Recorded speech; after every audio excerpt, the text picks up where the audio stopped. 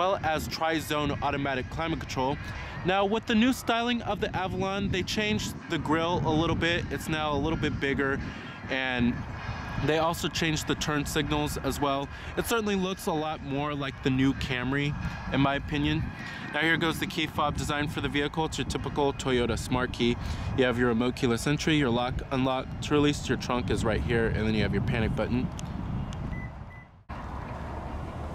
Now this color is known as the Midnight Black Metallic. It also does have smart key access on the driver's door and the front passenger door. And it comes with a full-on black leather interior. You have your power driver's seat with power recline and power lumbar, and a power thigh extension as well.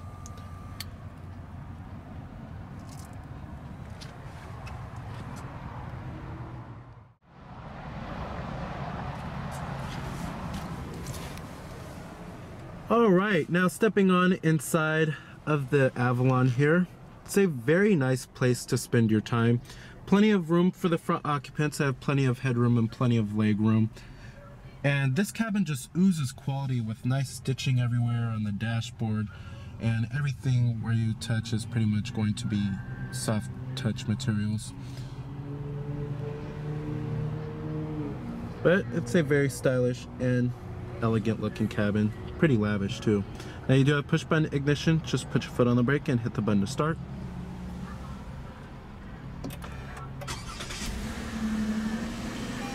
And what you're hearing there is your base engine, which is a 3.5 liter V6. There's also a hybrid available, which comes with a 4-cylinder engine.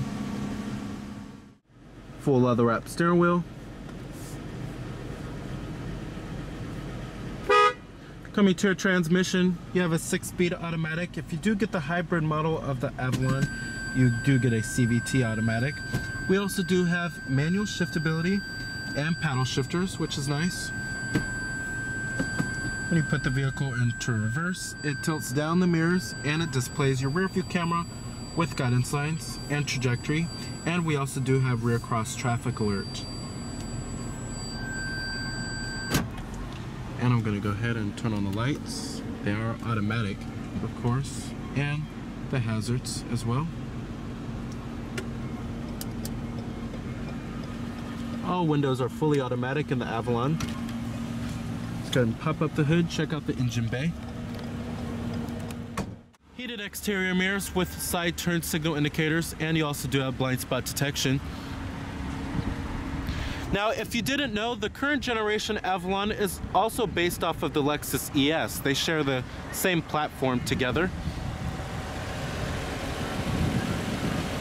Pretty good looking 18-inch alloy wheels.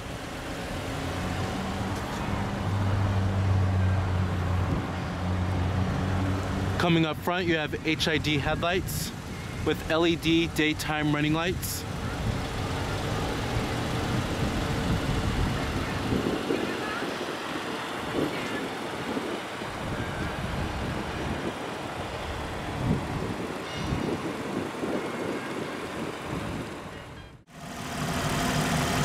Now powering this big old full-size sedan is Toyota's very familiar and very trustworthy 3.5 liter V6. You'll also find this powertrain in the Toyota Camry too. Now it produces 268 horsepower at 6,200 RPM and 248 pound-feet of torque at 4,700 RPM, with EPA estimates being an okay 21 in the city and 31 on the highway. That is pretty above average fuel economy, especially for how big this vehicle is. But the EPA numbers are the same exact numbers that you will find in the Toyota Camry equipped with the V6 engine too, so it could be a little off there. However, if those are the fuel economy numbers, this certainly is pretty above average for this vehicle. But if it's fuel economy that you're looking at, then you'll want to go with this 2.5 liter 4-cylinder hybrid paired with an electric motor, and it earns up to 40 miles per gallon. And most Avalons, however, are going to be equipped with the regular 3.5 liter V6 that we have. Trims of the Avalon start at the base XLE trim, which starts at $32,650. The XLE Plus starts at $34,400. The XLE Premium starts at $35,850.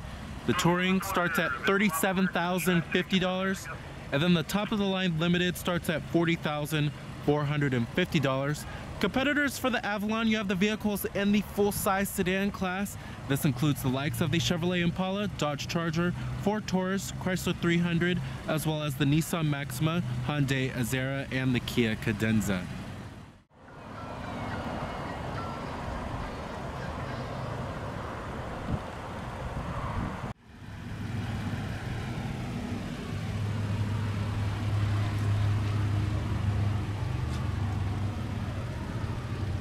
Total vehicle price, you're looking at $42,010 for this particular one. Like I said, EPA estimates are 21 city, 31 highway. Coming up top, we also do have a shark fin antenna, rear window defroster, of course. Coming to the rear of the vehicle, you will find LED taillights. They have been slightly refreshed. They have a more smoked out design to them. And then you have these squared off exhaust tips at the bottom right here.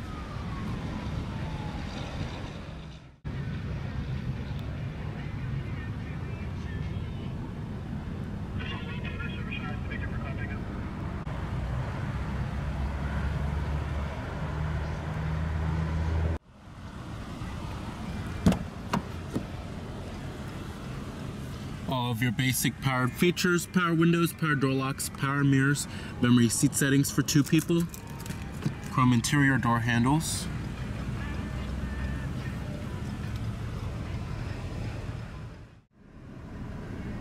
All right, let's go ahead and hear how that V6 engine sounds.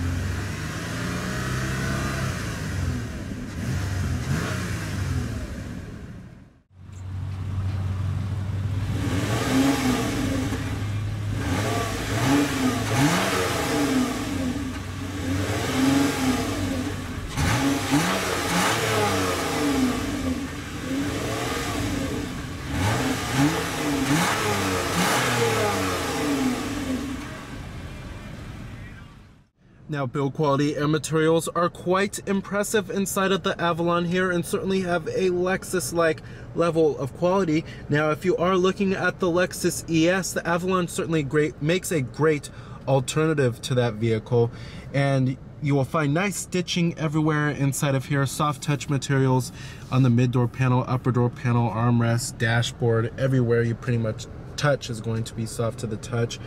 Build quality is excellent, no panel gaps inside of here, and the interior trim and pieces fit well together. Overall, this interior somewhat exceeds the Lexus ES in terms of its cabin ambiance. Now, coming to the steering wheel design, it's okay, but it's certainly not the best from the Toyota brand. It is a little plain Jane looking, especially for a $40,000 vehicle. I wish they would have put some kind of chrome trim right here, or some kind of wood accent setting right here. But it's just kind of plain looking in my opinion. Now, coming over here, we have your steering wheel mounted audio controls, and then you have your controls for the Toyota Entune system. Right over here, you have your Bluetooth phone controls, as well as your voice recognition, and then this little display button controls your little information center, which I'll get to in just a minute. Right over here, you have your lane departure alert system, and then you have your adaptive cruise control. You could set the distance if you would like, as you can see right here. Let's go ahead and test out the voice recognition. How may I help you? Change source. You have several music sources. Which source do you want to listen to? Number 1, AM. Number 2, FM. the audio source is set to FM. The voice recognition does pick up your voice quite well, I have to say. Up here is where you will find your auto-dimming rearview mirror, garage home link, and an integrated compass, sunglass container, SOS Safety Connect, your sunroof with your sunroof controls. Then you also do have a sliding shade, of course. Map lights, and then the headliner is also nice and plush too, pretty high quality. Down here is where you will find your Qi wireless charging system. Many vehicles still don't have that nowadays. And it has a little tray, which is pretty cool. And then down here is where you'll find your button for the Qi wireless charging system. And then you have your USB port with iPod integration, your auxiliary input, and an 812 volt power outlet down there. Dual cup holders, and then you have heated and ventilated front seats for the driver and the passenger. You also do have your different driver selectable modes, Eco, Normal, and Sport. Coming to the center console storage, not too shabby, and you do have a removable tray that does adjust. So the center console lid is also nice and soft touch too. As far as seating comfort goes in the Avalon, it's excellent. The seats are very plush. They feel just like Lexus's seats, to be honest. They're buttery soft and they're great for long road trips. Thigh support is also excellent too, especially with the thigh extension. That helps out quite a lot. Visibility is pretty good out of the Avalon. Lots of glass area on the front windows. Seeing out of the windshield is decent, but you do have this little hump right here, which does intrude on the visibility through the windshield a little bit. When you get to rearward visibility, it's okay, but it's not the best in the full-size sedan class, but it does help that you have that big rear quarter window. The climate controls in the Avalon are pretty simple and easy to use. It's a pretty clean looking layout too, and the touch sensitive buttons for the temperatures are calibrated very well. You do have dual zone climate control. Then you have your temperatures right here for the driver, and then the passenger side is right there. Your fan speeds are located right here too. And you have your off button, different zones, your recycling, then your defrosters too. Pretty easy and simple looking. And then you have a digital clock in the center right there, which is nice. Down here we have your pre-collision alert system, and this is where you could set the distance. It shows you up on the information center what distance it's set at. Traction control off, and then you have your blind spot detection, your trunk release, and then your power rear sunshade. And then you have a little coin box as well. Alright, let's get to the multimedia interface and the infotainment system. It's Toyota's Entune system. We've seen it countless times before. Now this is your home screen on the Entune system. Now you could set this up how you would like. You have your radio right here, or your audio source, and then you have your phone, and then you have the map. But however, you have to have a map card inserted, and you can configure the home screen how you would like, which is pretty cool. You don't have to have the map show up. You could just have the phone or the audio just show up on the home screen. Now let's get to the audio sources. Now your audio sources include nothing out of the ordinary, all the normal stuff here. We have AM, FM, XM satellite radio, your USB port with the iPod integration, Bluetooth streaming audio, and your auxiliary input. You can also reorder it how you would like. And then you also do have your CD player with your optical disc drive. HD radio is also on this bad boy too, and iTunes tagging as well. Coming to apps, you have your navigation. However, I can't show you that today because the map card is not inserted, but it's just like all of the other Toyotas and Lexuses that you'll find. Nothing too out of the ordinary with the navigation system. Coming to the Eco, it shows you a little bar graph of how fuel efficient you're driving. And it shows you your average speed, your elapsed time, as well as your fuel range. You can clear it if you would like to. Coming back to apps, you have your setup. There's many different settings you could change, from general, home screen, voice, display, navigation, audio, many different settings. Then you have your phone. You can hook up your Bluetooth phone, have all of your contacts stored on here, and then an integrated dial pad as well. And then you have your live traffic, but you have to have the map card. Then your weather shows you your current weather. You could change the city if you would like. Messages, but you have to have a phone paired. It's for your text messages. Then you have your maintenance. So pretty much everything is going to require the map card for the apps. But overall, love Toyota's engine system. It's one of the best in the business. The responsiveness is lightning quick and it's very intuitive to use. The gauges in the instrument cluster have a very traditional looking setup. On the left, we have your tachometer with your coolant temperature. On the right, you have your speedometer, and then you have your fuel gauge down there too. Now coming in the center, this is for your vehicle information. It's a little LCD screen. It's controlled by this little display button right here. It's the only button that pretty much controls it. Now, it shows you your distance till empty or your fuel range, and then you have your digital speedometer, and then it shows you your trip odometer down below, and then it shows you what gear you're in as well. Over here you have your current fuel economy, and then your average fuel economy data. You can reset it, and then your time until rest, tire pressure monitoring system, and then it shows you if your lane departure alert is on or off. Then you have your adaptive cruise control. Then your eco drive level if you want that on or off. And then settings that you could change, but you have to hold the display button to select it. Overall, it's a pretty useful little LCD screen. It's not the most intuitive information center I've tested out, however. Now we do have an 11 speaker JBL audio sound system in this car, and it's one of the best sound systems I've ever heard in a Toyota. The sound system has great bass and the audio quality is very crisp and clear. I would certainly upgrade to the JBL audio sound system. Now, as far as the way the Avalon drives, this is certainly not the sports car of the full-size sedan class. That title belongs to the Nissan Maxima. However, it certainly does offer much more driver engagement than it did in years past. It certainly does not feel like the Japanese Buick sedan. And you can feel for where this vehicle is trying to go. The steering isn't numb and it's not vague, and it certainly does not feel like a rolling couch. With that being said, the ride quality is still pretty good and should be pretty good for most consumers. However, for the traditional Avalon buyer, the ride quality may be too firm.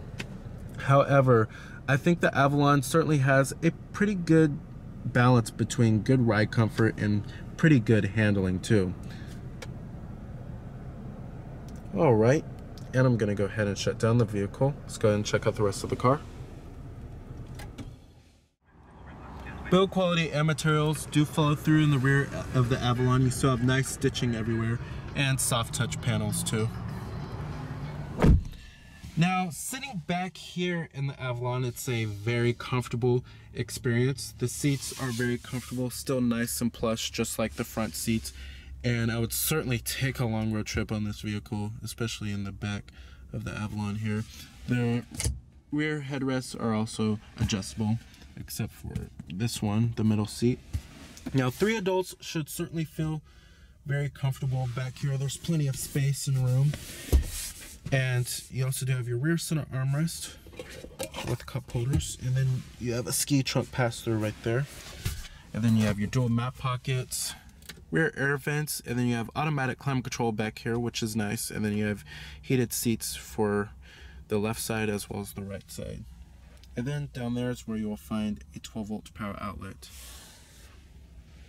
Then you have your map lights, of course. All right.